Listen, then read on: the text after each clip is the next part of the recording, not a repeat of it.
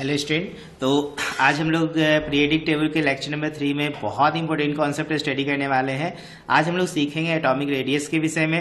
ठीक है कि बच्चों ये एटॉमिक रेडियस क्या है, इसको किस तरीके से डिफाइन किया जाए, और जो पीरियोडिक टेबल में है उसमें जब हम लोग पीरियड टू पीरियड वैरी करते हैं, जैसे मान लो लेफ्ट टू राइट आप जाओगे पीरियड में या आप टॉप टू बॉटम आओगे ग्रुप में, तो रेडियस किस प्रकार से वैरी करेगा, इन सभी चीजों को आज हम लोग स्टडी करेंगे। इसके अलावा बहुत सारे एक्सेप्शंस आएंगे जो हमें रेडियस के कॉन्सेप्ट को बिल्कुल क्लियर करेगा। बात समझ रहे हो ना। अगर मैं बात करूं एटॉमिक रेडियस के विषय में, तो एटॉमिक रेडियस को तो डिफाइन करना चलो बहुत आसान है। क्यों? क्योंकि यदि किसी एटम के न्यूक्लियस और आउटरमोस्ट सेल के बीच का डिस्टेंस को अगर मैं बोलूं तो ये एटॉमिक रेडियस कहलाएगा। आप इसको डिफाइन भी कर सकते हो कि it is the distance between the nucleus and outermost cell is known as atomic radius. लेकिन क्या ये डेफिनेशन सफिशिएंट है एटॉमिक रेडियस को डिफाइन करने के लिए? तो आंसर आएगा बिल्कुल नहीं। बात समझ रहे हो ना। जैसे देखो मैंने एक मॉडल लिया है एटम का जहां पे 3 सेल है, ठीक है, तो ये आउटरमोस्ट सेल है और ये न्यूक्लियस है, तो ये डिस्टेंस क्या कहलाएगा? रेडियस। यहाँ पे मात्र एक सेल है, तो ये न्यूक्लियस और ये सेल यही आउटरमोस्ट सेल हुआ, इसके बीच का डिस्टेंस रेडियस कहलाया। यहाँ पे देखो ये आउटरमोस्ट सेल है, तो इसके बीच का डिस्टेंस एटॉमिक रेडियस कहलाया। लेकिन ये सफिशिएंट डेफिनेशन नहीं होगा। क्यों नहीं डेफिनेशन होगा?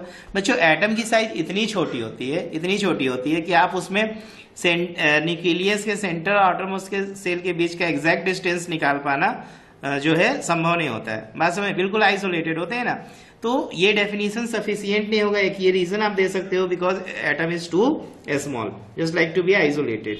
सेकेंड देखोगे तो आपने जब वेव मैकेनिकल मॉडल पढ़ा होगा, ठीक है ना, तो किसी भी एटम का ना वो वेल डिफाइंड बाउंड्री को जो है स्टडी हमें नहीं करा पाता है। वेल डिफाइंड बाउंड्री का यदि स्टडी नहीं है तो आप अगर न्यूक्लियस से दूर जाओगे और वहां पे सोचोगे कि इलेक्ट्रॉन नहीं है, तो ऐसी भी बातें नहीं होगी, क्योंकि वहां पे इलेक्ट्रॉन की प्रोबेबिलिटी कुछ ना कुछ होगी, तो इलेक्ट्रॉन पाए जाने की पूरी प्रोबेबिलिटी होगी। तो ये भी एक कारण होगा कि एटॉमिक रेडियस को सिर्फ हम ये कह दे कि न्यूक्लियस से आउटरमोस्ट सेल के बीच का डिस्टेंस को हम एटॉमिक रेडियस कह रहे हैं, तो ये गलत हो जाएगा।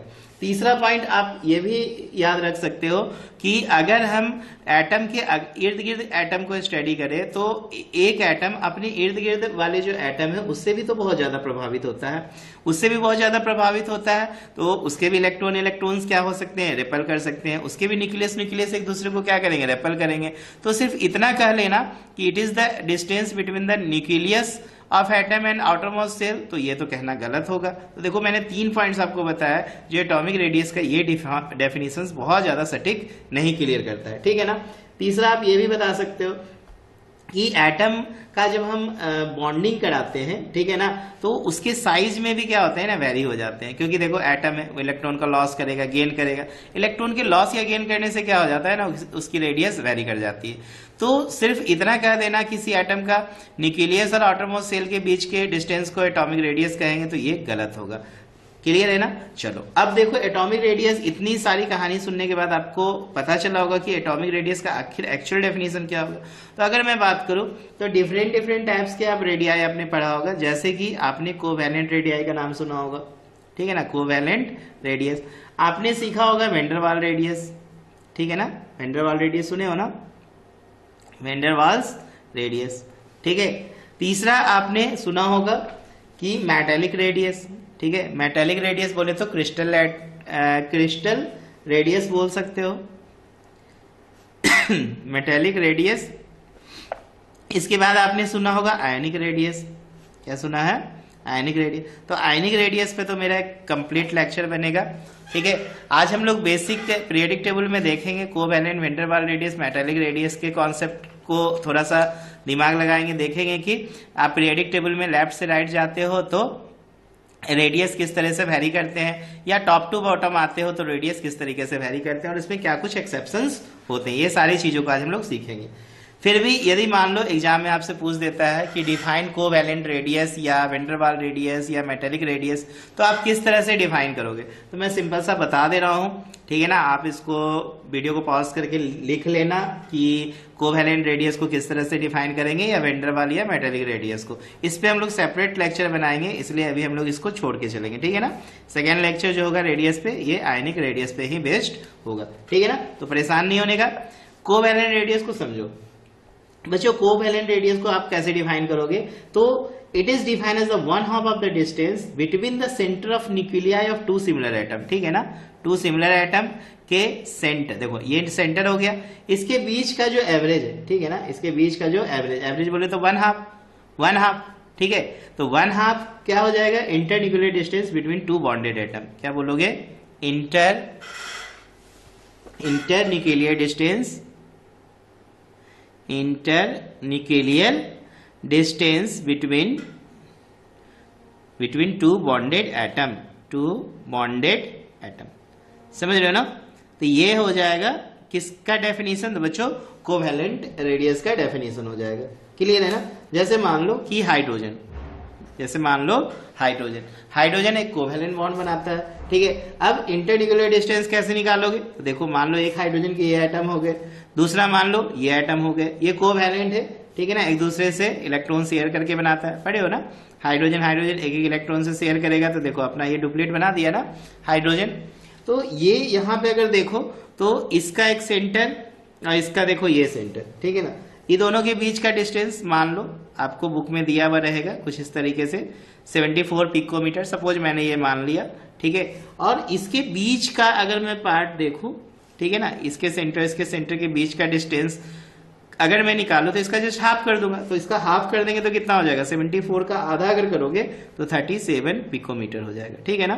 तो ये 37 पिकोमीटर ये क्या हो गया, कोवैलेंट रेडियस को डिफाइन कर दिया, बात समझ रहे हो ना। तो कोवैलेंट रेडियस को किस तरीके से बोलोगे, it is defined as the one half of the distance, क्या बोलोगे, कोवैलेंट रेडियस को इट इज डिफाइंड, ठीक है ना, it is defined one half of the distance between the centre of nuclei, ठीक है ना, between the centre of nuclei of two similar atom, देखो सिमिलर एटम है ना, हाइड्रोजन ये सिमिलर एटम है, ठीक है, समझ में आ गया ना कोवैलेंट रेडियस को किस तरीके से डिफाइन करना है। चलो इसके बाद यदि मैं बोलूं वैन डर वाल रेडियस, क्या बोलूं, वैन डर वाल रेडियस, ये पहला हो गया।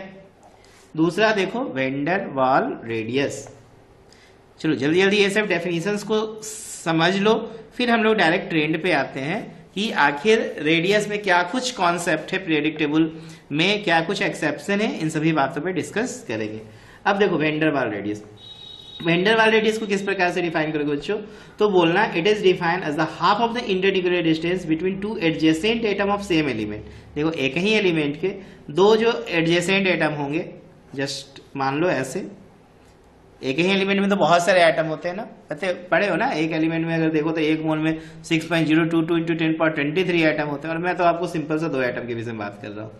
तो it is defined as the half of the internuclear distance between two adjacent atom of the same element, ठीक है ना। अब देखो एक मॉलिक्यूल में यहाँ पे पूरा क्या होगा, इसका ये सेंटर हो गया, इसका ये भी सेंटर हो गया, और ये देखो बीच का अगर ये पार्ट देखो तो यहाँ पर ये डिस्टेंस क्या कहलाएगा, ये हो जाएगा एक कोवैलेंट रेडियस, अभी जस्ट हमने पढ़ा था ना कोवैलेंट रेडियस, और इसके बगल में मान लो फिर से एक एटम है, ये कोवैलेंट रेडियस फिर से बना रहा है।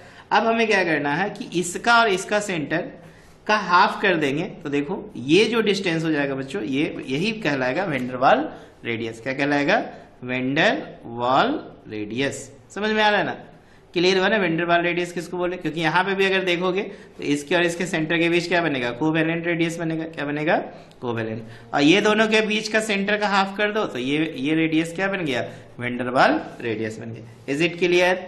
तो हमेशा याद रखना वैन डर वाल रेडियस देखो काफी बड़ा है, क्योंकि ये देखो बिल्कुल थोड़ा सा सेपरेट है, तो वैन डर वाल रेडियस जो होते हैं कोवैलेंट रेडियस से बड़े होते हैं, ठीक है ना बच्चों। वैन डर वाल रेडियस किससे बड़े होंगे बच्चों, कोवैलेंट रेडियस से बड़े होंगे, ये क्वेश्चन आ सकता है ऑब्जेक्टिव में, ठीक है ना, कि वैन डर वाल रेडियस क्या कोवैलेंट रेडियस से बड़े होते हैं, तो बिल्कुल ठीक है, समझ में आया। चलिए इसके बाद हम बात करते हैं, ये देख लिया ना, एक कोवैलेंट रेडियस एक कोवैलेंट, और इसका फिर न्यूक्लियस का हाफ कर दिया तो वैन डर वाल रेडियस बन गया।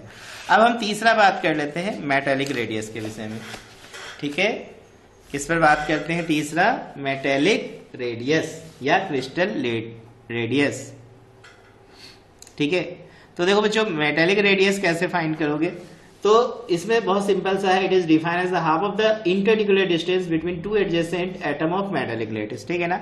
मेटेलिक लेटिस का एटम ले लो, ठीक है ना, उसमें आप क्या करो, हाफ ऑफ द डिस्टेंस निकाल लो इंटरन्यूक्लियर डिस्टेंस, ठीक है ना। कैसे निकालोगे, तो इसमें भी ये तो बहुत सिंपल है, एक मेटल है दूसरा है, दोनों के बीच का डिस्टेंस का हाफ कर दो, ठीक है ना, एडजेसेंट एटम। ठीक, इसको एडजेसेंट एटम समझ रहे हो ना, दोनों एक दूसरे से सटे हुए होंगे, मेटल है, मेटेलिक बॉन्ड में ये मत समझना ये दोनों एक दूसरे में ओवरलैप कर जाएंगे। कोवैलेंट बॉन्ड में क्या होता है कि एक दूसरे को ओवरलैप करते हैं। अब इसमें तो बहुत ही आसान है, दोनों के बीच का डिस्टेंस का हाफ कर देंगे, सिंपल से। ये आपका क्या कहलाएगा, मेटेलिक रेडियस, समझ रहे हो ना। जैसे कि अगर आप देखोगे बुक में तो सोडियम का आपको जनरली देखने को मिलता है कि 186 पिकोमीटर उसकी रेडियस है। ये डेटा थोड़ा बहुत वैरी कर सकता है अलग अलग बुक में, लेकिन इसी के आसपास रेडियस होते हैं। उसी तरह कॉपर में देखोगे तो 128 पिकोमीटर होता है। तो डिफाइन कैसे करेंगे बच्चों, half of the internuclear distance between two adjacent atom in metallic lattice is known as metallic radius. समझ में आया। चलिए अब हम लोग रेडियस की कहानी को देखते हैं पीरियोडिक टेबल में कि क्या कुछ कहानी है। तो देखो मैं सिंपल आपका एनसीईआरटी बुक में जो पीरियोडिक टेबल दिया है उस पर डिस्कस करते हैं। बच्चों देखो लेफ्ट से जब आप राइट जाओगे, ठीक है ना, अब मेन कहानी पे आ गए हैं, ठीक है। इतना देर तक तो बस रेडियस चला। अब देखो बच्चों यहाँ पे मेन कहानी पे आते हैं हम लोग पीरियोडिक टेबल में कि रेडियस का क्या ट्रेंड होगा। बच्चों ट्रेंड ये कहता है ना कि लेफ्ट से आप राइट में जाओगे तो एटम की रेडियस क्या होगी, छोटी होती चली जाएगी। क्यों बच्चों, देखो होता क्या है ना, लेफ्ट से राइट जाओगे तो एटम के पास प्रोटॉन की संख्या क्या होगी, बढ़ते चली जाएगी, ठीक है ना। देखो लिथियम के पास 3 प्रोटॉन है, बेरिलियम के पास 4 प्रोटॉन है, बोरॉन के पास 5 प्रोटॉन है। बच्चों प्रोटॉन क्या होता है आपको बताया ना कि न्यूट्रल स्टेट में जो एटम के पास, देखो कोई भी प्रोटॉन का नंबर सिंपल सा है एटॉमिक नंबर, कोई न्यूट्रल स्टेट मैं अभी नहीं बोल रहा हूँ, ठीक है। सिंपल मैं बोल रहा हूँ कि जो उसकी एटॉमिक नंबर है वही उसका प्रोटॉन का नंबर, क्योंकि एटॉमिक नंबर को डिफाइन करने के लिए बच्चों कौन आता है, प्रोटॉन। इलेक्ट्रॉन नहीं आता है, याद रखने का, क्योंकि इलेक्ट्रॉन का लॉस हो सकता है, गेन हो सकता है, लेकिन प्रोटॉन का आप लॉस और गेन नहीं कराओगे, ठीक है। तो आप लेफ्ट से राइट जा रहे हो तो देखो प्रोटॉन बढ़ रहा है, इसमें देखो 3 प्रोटॉन, इसमें 4 प्रोटॉन, इसमें 5 प्रोटॉन। बच्चों प्रोटॉन बढ़ेगा ना तो इसके न्यूक्लियस के पास पावर ज्यादा आ जाएगा, और पता है ना न्यूक्लियस के पास पावर आएगा तो ये आसपास के क्या करेंगे, सेल को अपनी तरफ कॉन्ट्रैक्ट करेंगे तो इलेक्ट्रॉन भी इसके साथ कॉन्ट्रैक्ट होगा। इससे क्या होगा कि एटम का साइज में सिकुड़न होगा तो स्वाभाविक है एटम का साइज क्या हो जाएगा, छोटा हो जाएगा। तो स्वाभाविक है lithium, beryllium, boron, carbon, nitrogen, oxygen में अगर हम बात करें तो लिथियम की रेडियस बड़ी होगी, बेरिलियम की उससे छोटी, लिथियम से छोटी होगी, बोरन की और छोटी होगी, कार्बन की और छोटी होगी, नाइट्रोजन की और छोटी होगी, ऑक्सीजन की और छोटी होगी, और फ्लोरीन की भी और छोटी होगी। लेकिन बच्चों यहां पर फ्लोरीन के बाद नियोन की रेडियस और छोटी होनी चाहिए, लेकिन ये ट्रेंड फॉलो नहीं होगा इसके साथ, क्योंकि बच्चों यहाँ पे नियोन जो है एक स्टेबल एलिमेंट है और इसकी रेडियस जो होती है इन सभी एलिमेंट में सबसे बड़ी होती है, ठीक है ना। नियोन की रेडियस लिथियम से भी क्या होगी बच्चों, बड़ी होगी। उसी तरह फर्स्ट ए ग्रुप में भी, फर्स्ट पीरियड में भी अगर हम बात करो, ग्रुप में भी नहीं बोल रहा हूं मैं, फर्स्ट पीरियड में भी बात करो तो हाइड्रोजन और हीलियम आप देखोगे तो ट्रेंड ये कहता है कि हीलियम की रेडियस छोटी होनी चाहिए हाइड्रोजन के कंपैरिजन में, लेकिन बच्चों ऐसा नहीं है, हीलियम की रेडियस बड़ी होगी हाइड्रोजन के कंपैरिजन में। क्यों, क्योंकि हीलियम ये इनर्ट है, ठीक है ना, और ये जो है इनर्ट होने के साथ साथ ये क्या है, स्टेबल एलिमेंट है, और स्टेबल एलिमेंट में रेडियस बड़ी मिलेगी आपको। तो ये एक्सेप्शन में याद रखना कि हीलियम और हाइड्रोजन में जो रेडियस बड़ी होगी हीलियम की होगी और हाइड्रोजन की छोटी होगी। इसमें आ जाओ सेकेंड पीरियड में आ जाओ, lithium, beryllium, boron, carbon, nitrogen, oxygen, fluorine, neon में तो बच्चों सबसे बड़ी रेडियस जो होगी नियोन की होगी। बाकी फिर ट्रेंड चलेगा लिथियम से छोटा बेरिलियम, बेरिलियम से छोटा बोरन, बोरन से छोटा कार्बन, कार्बन से छोटा नाइट्रोजन, नाइट्रोजन से छोटा ऑक्सीजन। थर्ड पीरियड में भी यही बातें होगी बच्चों, sodium, potassium, magnesium, aluminium, silicon, phosphorus, sulphur, chlorine और आर्गन में सबसे ज्यादा बड़ा जो रेडियस होगा बच्चों आर्गन का होगा, ठीक है ना। उसके बाद उससे छोटा सोडियम, फिर उससे छोटा मैग्नीशियम, उससे छोटा एल्युमिनियम, उससे छोटा सिलिकॉन, फिर छोटा फास्फोरस, सल्फर और क्लोरीन। इस तरह से आप लेफ्ट टू राइट जाओगे तो ट्रेंड क्या कहता है कि रेडियस की साइज छोटी होती चली जाएगी। क्यों, क्योंकि इसमें इफेक्टिव न्यूक्लियर चार्ज बढ़ता चला जाएगा। लेकिन यहाँ पे एक्सेप्शन हमें मिल गया नियोन का, हीलियम का, आर्गन का, कि इसकी रेडियस क्या होगी बच्चों, सबसे बड़ी होगी। अब आपके मन में सवाल उठ रहा होगा क्या ये trend 4th, 5th, 6th, 7th सभी पीरियड में लागू होगी? तो बिल्कुल नहीं होगा बच्चों, क्योंकि इसमें यदि आ जाओ तो डी ब्लॉक एलिमेंट्स भी आ जाते हैं लेफ्ट टू राइट में, और डी ब्लॉक एलिमेंट आने के बाद ट्रेंड पूरी तरह से डिस्टर्ब हो जाते हैं। तो हम लोग अभी डिस्कस करेंगे कि क्या कुछ डिस्टर्बेंस होता है, ठीक है ना। ये वाले एलिमेंट्स में स्कैंडियम, टाइटेनियम, वेनेडियम ले लो या वाई ले लो, एडियम, जिरकोनियम, निवेडियम वगैरह वगैरह जो भी एलिमेंट्स होंगे फलाना फलाना, ठीक है ना। क्या कुछ होगा अभी हम लोग डिस्कस करेंगे, ठीक है। तो पहले समझते हैं अब एक एक करके कहानी को। उसी तरह एक चीज और जान लो, टॉप टू बॉटम आओगे तो एटम की जो साइज है बढ़ती चली जाएगी बच्चों। यहाँ पे भी देखो प्रोटॉन बढ़ता है, इफेक्टिव न्यूक्लियर चार्ज ही बढ़ता है, लेकिन उसके कंपैरिजन में सेल बढ़ जाता है। इससे क्या होता है, इलेक्ट्रॉन इलेक्ट्रॉन में रिपल्सन स्टार्ट हो जाता है, ठीक है ना। इलेक्ट्रॉन इलेक्ट्रॉन में क्या होता है बच्चों, रिपल्सन स्टार्ट होता है। रिपल्सन स्टार्ट होता है तो सेल बढ़ गया, रिपल्सन स्टार्ट हो गया तो इफेक्टिव न्यूक्लियर चार्ज क्या हो जाता है, कम पड़ जाता है। वो एक डोमिनेटिंग फैक्टर के रूप में नहीं आ पाता है, रिपल्सन एक डोमिनेटिंग फैक्टर में आता है, जिससे की वजह से एटम की साइज क्या हो जाती है, बड़ी हो जाती है। बात समझ में आया ना। चलिए अब हम डिस्कस करते हैं।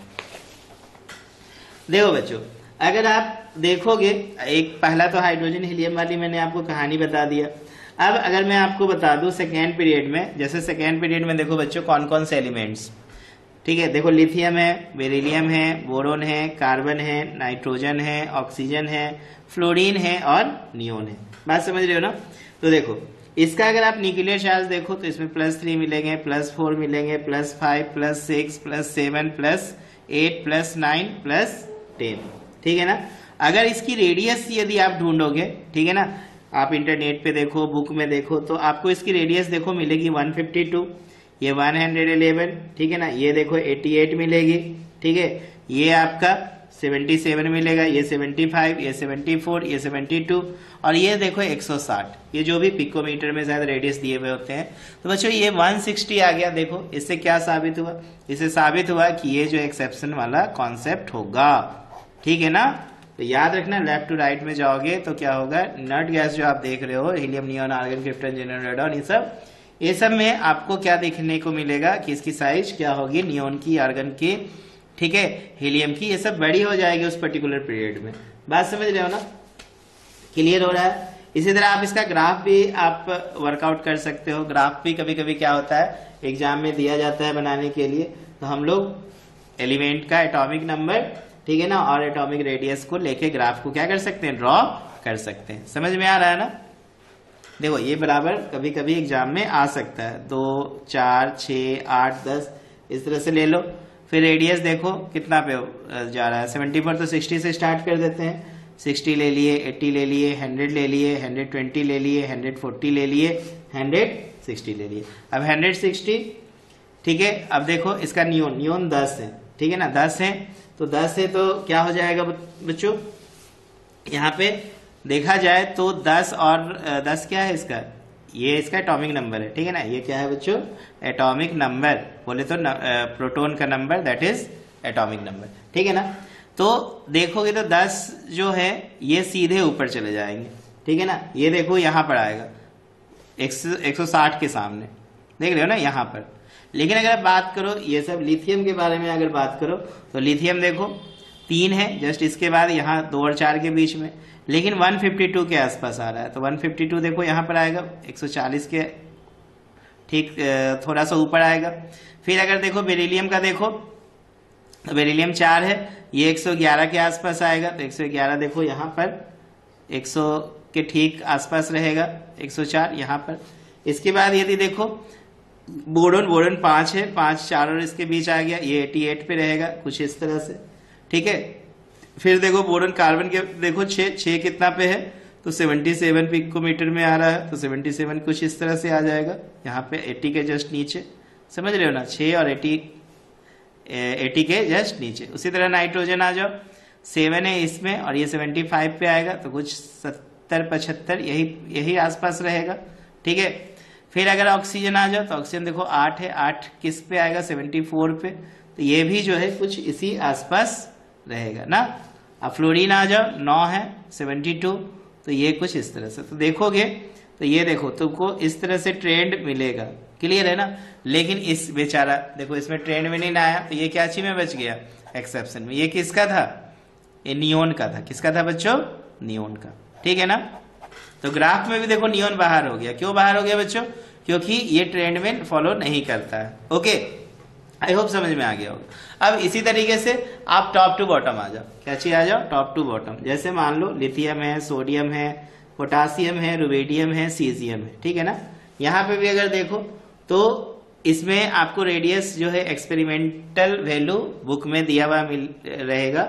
इसका देखोगे तो 152 पिकोमीटर के आसपास मिलेगा।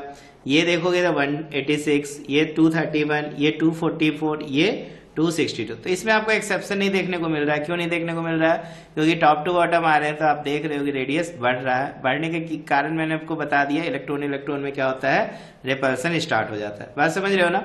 इसी तरह आप फ्लोरीन देखो, क्लोरीन देखो, ब्रोमीन देखो, आयोडीन देखो, एंटीमनी देखो, ठीक है। इसमें भी देखोगे तो इसकी रेडियस बुक में आपको इतना दिया रहेगा, 99 दिया रहेगा, 114, 133। इसमें कोई डेटा अगर 1-2 पॉइंट इधर उधर अगर मान लो मैच नहीं करे तो परेशान मत होना, ये एक एक्सपेरिमेंटल डेटा है। बात समझ रहे हो ना। और बस मैं आपको समझा रहा हूं कि टॉप टू बॉटम आए तो रेडियस इंक्रीज किया। Is it clear? समझ में आया ना। चलिए अब हम लोग एक्सेप्शन केस को डिटेल से देखते हैं और डी ब्लॉक को की कहानी को क्लियर करते हैं, ठीक है। 3D 4D वाली जो स्टोरी है इस पे वर्कआउट करेंगे, ठीक है। चलो तो अब स्टार्ट हुआ मेन कहानी, ठीक है ना। क्योंकि अब हम लोग देखने वाले हैं रेडियस में एक्सेप्शन वाला रूल। उससे पहले मैं आपको बता दूं कि वेंडर वाल रेडियस, याद रखना, वेंडर वाल रेडियस, ठीक है, इसकी साइज बड़ी होती है बच्चों मेटेलिक रेडियस। देखो ये चीज छूट गया था, METALLIC, मेटेलिक डबल एल, ठीक है ना, मेटेलिक रेडियस। और इसकी साइज बड़ी होती है कोवेलेंट रेडियस, याद रखना, कोवेलेंट रेडियस, ठीक है। ये लाइन मैंने उस समय डिस्कशन में भूल गया था, अभी अचानक से याद आ गया। तो याद रखना वेंडरवाल रेडियस बड़ी होगी मेटेलिक रेडियस से और ये बड़ी होगी कोवेलेंट। उसमें मैंने ये बताया था वेंडरवाल बड़ी है कोवेलेंट, लेकिन बीच में मैंने मेटेलिक रेडियस को भी पढ़ाया था। तो यहाँ पे आप रिलेट कर लोगे कि वेंडरवाल रेडियस मेटेलिक रेडियस से बड़ा और मेटेलिक रेडियस जो है कोवेलेंट रेडियस से बड़ा होता है।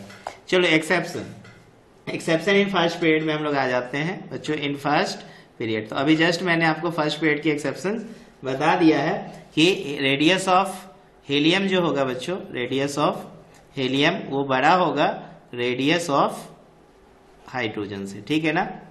दूसरा सेकेंड पीरियड में अगर आ जाओ, ठीक है, इन सेकेंड पीरियड, तो बच्चों सेकेंड पीरियड की कहानी भी सेम टू सेम होगी। नियोन की रेडियस जो होगी बड़ी होगी, ठीक है। Neon radius of neon is larger, ठीक है, लार्जर हो जाएगा। और बाकी तो ट्रेंड वही रहेगा, बाकी ट्रेंड आप समझ रहे हो ना क्या।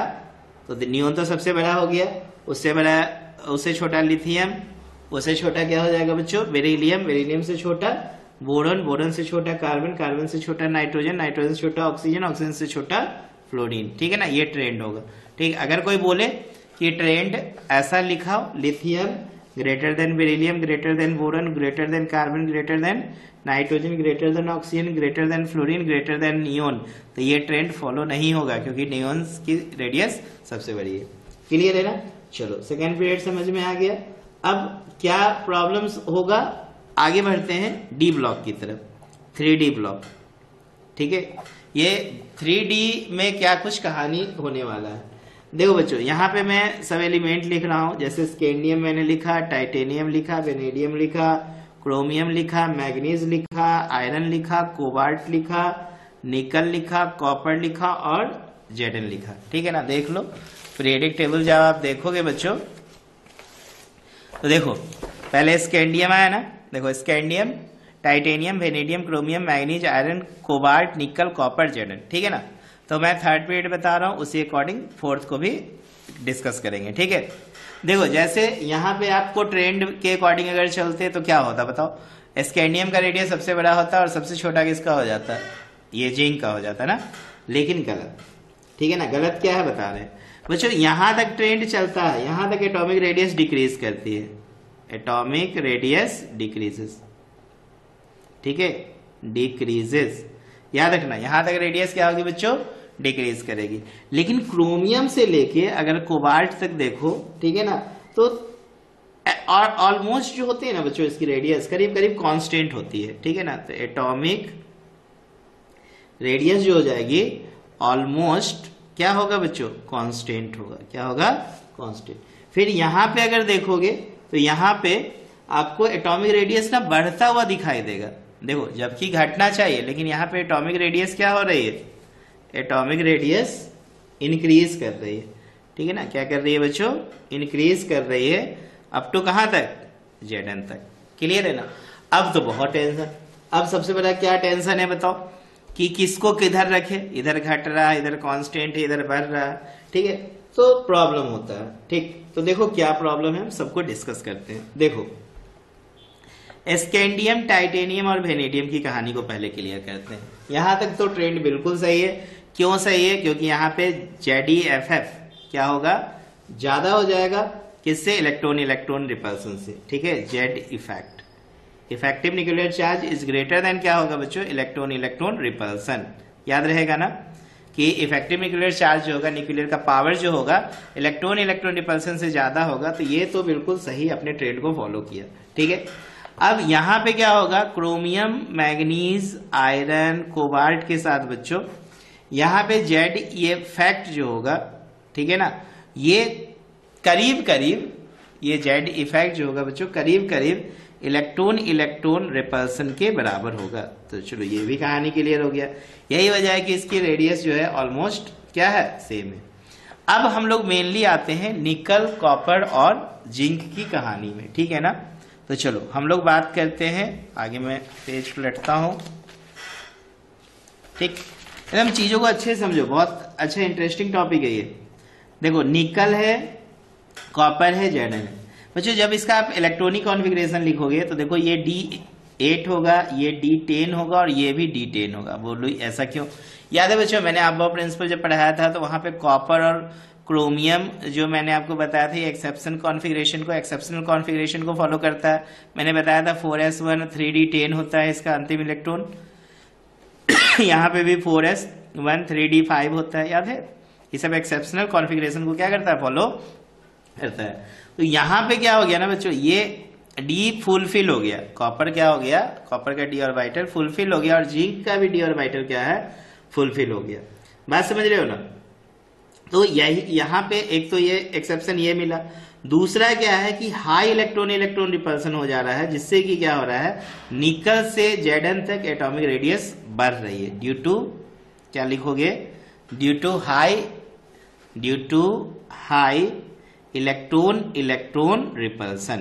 क्या बोलोगे, due to high electron electron repulsion क्या हो रहा है कि इसकी रेडियस बढ़ रही है। अब अभी भी आप कंफ्यूज होंगे, क्या कंफ्यूज होंगे, तो सर सही ऑर्डर क्या है ये तो बताइए। तो देखो बच्चों मैं सही ऑर्डर लिख रहा हूं सभी एलिमेंट पे, ठीक है। पहले मैं एलिमेंट लिख दे रहा हूं यहाँ पे, फिर से याद रखो, scandium, titanium, vanadium, chromium, manganese, iron, cobalt, निकल के बाद कॉपर और Zn, ठीक है ना। ये सब एलिमेंट मैंने लिख दिया बच्चों। सही ट्रेंड क्या है मैं बता रहा हूं, यहां तक तो ठीक था, टाइटेनियम वेनेडियम तक। अब स्टडी आउट जब किया गया बच्चों, ठीक है, तो ये वेनेडियम से भी बड़ा हो गया कौन, Zn। इसका मतलब V के जगह जो प्लेस बना, किसका बना बच्चों, Zn, ठीक है ना। किसका बना, Zn, जिंक का बन गया। बात समझ रहे हो ना। ये जो 30 वाला है ना एटॉमिक नंबर वाला एलिमेंट Zn, इसकी रेडियस जो है टाइटेनियम से छोटी है, ठीक है ना। आई मीन वेनेडियम से क्या है, बड़ी है, क्योंकि Zn की जो साइज है वो वेनेडियम से बड़ी है, ठीक है ना, एक्सपेरिमेंटली देखा गया। और वेनेडियम की फिर साइज बड़ी है क्रोमियम से, और यहाँ पे फिर क्रोमियम, मैग्नीज, आयरन, ठीक है, और कॉपर, ये मैंने इक्विवेलेंट बना दिया, ठीक है ना। और बच्चों ये कॉपर की जो रेडियस है वो बड़ी हो जाती है कोबाल्ट से, ठीक है ना। ये कॉपर की रेडियस जो है Cu, ये किससे बड़ी हो गई, कोबाल्ट से। देखो एक्सेप्शन आ गया ना, क्यों, कॉपर एक्सेप्शनल कॉन्फ़िगरेशन को फॉलो किया था, D ब्लॉक पूरा भरा हुआ था, स्टेबल था, ठीक है। और भी मैंने आपको बताया इलेक्ट्रॉन इलेक्ट्रॉन रिपल्सन हाई था, तो कॉपर की रेडियस कोबाल्ट से क्या हो गई बच्चों, बड़ी हो गई, और कोबाल्ट की रेडियस बड़ी हो जाती है निकल से। आई होप आपको ये ट्रेंड समझ में आ गया होगा, D ब्लॉक के एलिमेंट्स की कहानी क्लियर है ना, पक्का याद रहेगा, ठीक है, ठीक है ना। तो अब हम लोग क्या करेंगे, यही सेम नोट में मैं लिख दे रहा हूं, ये जो ट्रेंड मैंने बनाया, ठीक है, ये 3D के लिए यही सेम ट्रेंड फॉलो होगा 4D और 5D सीरीज में, ठीक है ना। तो नोट में याद रखिएगा, सेम ऑर्डर विल फॉलो, क्या लिखोगे बच्चों, same order will be follow, कहाँ फॉलो करेंगे? तो इन 4D एंड 5D सीरीज, ठीक है ना, दिमाग में बैठा लेना क्या। चलो नेक्स्ट कहानी बताते हैं। डाउन द ग्रुप क्या कुछ होने वाला है। तो जो डाउन द ग्रुप में क्या होगा, जैसे कि देखो मैं बात करूं स्कैंडियम YLA, ठीक है, ये सब एलिमेंट का नाम आप लोग याद रखना, ठीक है। इसके बाद दूसरा मैं ले लो TiZr, जर्कोनियम होता है ना, हॉफमेनियम जो भी, फिर वेनेडियम ले लो, Nb ले लो, Ta ले लो, ठीक है ना। ये सब एलिमेंट में यहां से पॉइंट करना हो, ठीक है।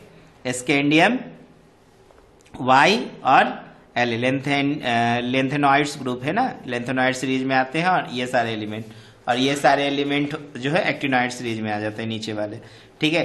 तो मैं इस पे डिस्कस कर रहा हूं, ओके। तो देखो स्कैंडियम Y और La, यहाँ पे अगर मैं बोलूं तो डाउन द ग्रुप, अभी जस्ट आपने पढ़ा था, क्या क्या कहानी पढ़ा था बताओ? आपने पढ़ा था कि डाउन द ग्रुप क्या होते हैं, एटम के साइज बढ़ते चले जाते हैं। क्यों? क्योंकि ZeFF कम पड़ जाता है, इलेक्ट्रॉन रिपल्सन ज्यादा डोमिनेटिंग फैक्टर के रूप में आ जाते हैं, ठीक है।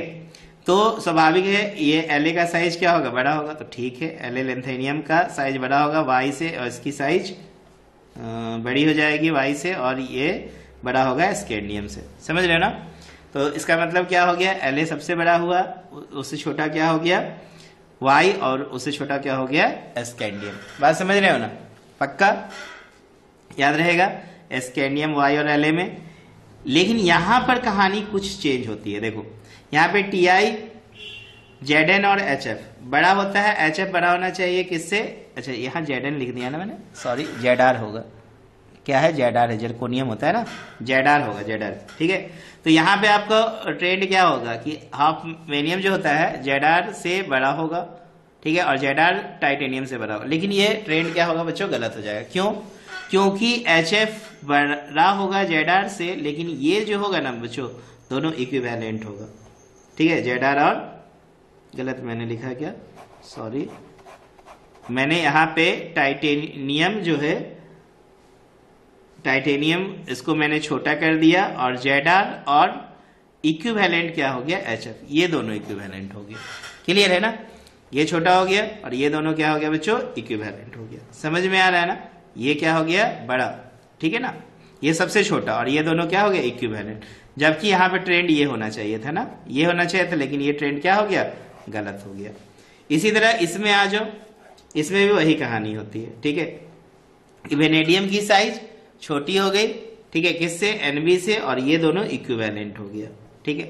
तो ये कहानी है। तो इस कहानी के पीछे क्या रीजन है बच्चों, तो इस कहानी के पीछे रीजन है, अब ये रीजन को समझो ध्यान से, ठीक है। इसमें क्या रीजन होता है, बड़ा इंपॉर्टेंट रीजन है, इसको ध्यान से समझना। देखो होता क्या है रीजन में, मैं आपको रीजन पूरा लिख के बता रहा हूं, आप नोट कर लोगे कि इन लेंथेनॉइड्स सीरीज, बच्चों लेंथेनॉइड सीरीज जो है आपका 58 से 71 है, ठीक है। इसमें क्या होता है कि एफ सब सेल जो है ग्रेजुअली, सब सेल ना, एफ सब सेल ग्रेजुअली फिल, इसमें एफ सब सेल क्या होते हैं, धीरे धीरे फिल करते हैं, ड्यू टू हम लिख लो इस टॉपिक को, क्वेश्चन आता है, ठीक है ना, ड्यू टू हाईली कॉन्ट्रैक्शन, जिसको आप लेंथेनॉइड कॉन्ट्रैक्शन कहते हैं। क्या कहते हैं बच्चों, लेंथेनॉइड कॉन्ट्रैक्शन, ठीक है। ये आता है सवाल कि लेंथेनॉइड कॉन्ट्रैक्शन से क्या समझते हो। तो लेंथेनॉइड सीरीज में क्या होता है कि एफ सब सेल ग्रेजुअली फिल करते हैं, ठीक है, और ड्यू टू हाईली कॉन्ट्रैक्शन, जिसको आप लेंथेनॉइड कॉन्ट्रैक्शन कहते हो एक। तो इससे क्या होता है, due to highly contraction size of atom decrease कर जाता है। साइज ऑफ एटम क्या होता है बच्चों, डिक्रीज। अब कॉन्ट्रैक्शन हो रहा है ना, तो एटम का साइज क्या हो जाएगा, डिक्रीजेस कर जाएगा। क्लियर है ना, यही वजह है कि Zr due to this reason Zr and HF are almost same, ठीक है। ये क्वेश्चन आएगा, याद रखना। क्लियर है ना। अब देखो नोट में आपको याद रखना है ठीक है, कि लेंथेनॉइड कॉन्ट्रैक्शन की वजह से ZR HF के बराबर होगा और NB TA के बराबर होगा। एकदम आप डाउन द ग्रुप याद रखोगे। क्लियर है ना? चलिए आगे बढ़ा जाए। लेंथेनॉइड कॉन्ट्रैक्शन यदि कोई बोले क्या है, तो लेंथेनॉइड कॉन्ट्रैक्शन में याद रखना कि ये सब सेल F के पास जो होता है ना, पुअर शिल्डिंग इफेक्ट होता है। फिर आपके मन में सवाल उठ गया। अब देखो एक दो वर्ड में यहाँ पे ना आपको डिस्कस कर देता हूं, उसके बाद लेंथेनॉइड कॉन्ट्रैक्शन को और ज्यादा क्लियर करेंगे। ठीक बच्चों, एक शिल्डिंग इफेक्ट, शिल्डिंग इफेक्ट क्या होता है? तो बहुत ही आसान है। ठीक, जैसे मान लो ये न्यूक्लियस है, ये सेल है, ठीक है ना। अब देखो ये इलेक्ट्रॉन क्या करेगा? एक दूसरे को रेपेल करेगा। तो ये न्यूक्लियस इस ऑर्बिटल को क्या करेगा? अपनी तरफ खींचना चाहेगा, इस सेल को अपनी तरफ क्या करना चाहेगा? खींचना चाहेगा। ये बीच में रुकावट पैदा कर देगा। ये वाला सेल क्या कर देगा? रुकावट पैदा। ये इस तरह से रुकावट पैदा करेगा, ये अपने इलेक्ट्रॉन और इस इलेक्ट्रॉन को रेपेल करा के इसको दूर करेगा। न्यूक्लियस को खींचना चाहेगा, लेकिन ये क्या करेगा? दूर कर जाएगा। तो बच्चों इसी को बोलते हैं शिल्डिंग इफेक्ट। ये एक शील्ड के रूप में काम किया इसके लिए। तो इनर सेल आउटर सेल के लिए क्या काम करता है बच्चों? शील्ड के लिए, और इस इफेक्ट को बोला जाता है शिल्डिंग इफेक्ट। समझ में आ गया कि inner electron shield outer electron from nucleus is known as shielding effect. याद रखना, इलेक्ट्रॉन रिपल्सन करा के न्यूक्लियस से बचाता है बाहर वाले इलेक्ट्रॉन को। ठीक है, तो सबसे ज्यादा शिल्डिंग इफेक्ट बच्चों S में होता है, उसके बाद P में, उसके बाद D में, उसके बाद F में। तो F में देखो पुअर शिल्डिंग इफेक्ट हुआ ना, क्या हुआ? पुअर शिल्डिंग इफेक्ट हो गया। क्या हो गया बच्चों? पुअर शिल्डिंग इफेक्ट हो गया। समझ में आया? अब क्लियर हो गया होगा आपको कि 58 से यदि हम 71 पे जाते हैं तो ये 4F0 से हमारे पास 4F1, 4F2, 4F3 जाते जाते 4F14 पे पहुंचते हैं। तो सबसेल F के पास क्या है बच्चों? पुअर शिल्डिंग इफेक्ट है।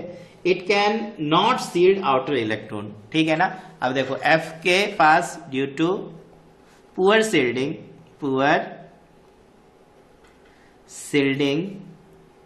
effect in F subcell,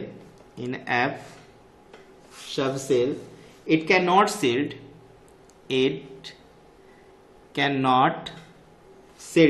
ठीक है ना, it cannot shield outer electron। याद रखना आउटर इलेक्ट्रॉन, ये आउटर इलेक्ट्रॉन को शील्ड नहीं कर पाता है। किससे नहीं करेगा बच्चों? न्यूक्लियस से। किससे नहीं कर पाएगा? न्यूक्लियस। समझ में आ रहा है ना? So outer electron will be more attracted towards the nucleus. So outer electron will be more attracted towards nucleus। समझ में आ रहा है ना? समझ में आया? ठीक, और जिसकी वजह से क्या होगा? अब क्लियर हो गया कि साइज ऑफ एटम डिक्रीज करेगा fast. Due to this size of atom will decrease. Is it clear? समझ में आया ना? तो मजा आ गया होगा आपको ये चीजों को समझने में। तो अब हमको लगता है कि आपको एटॉमिक रेडियस की कहानी अच्छे से समझ में आई होगी।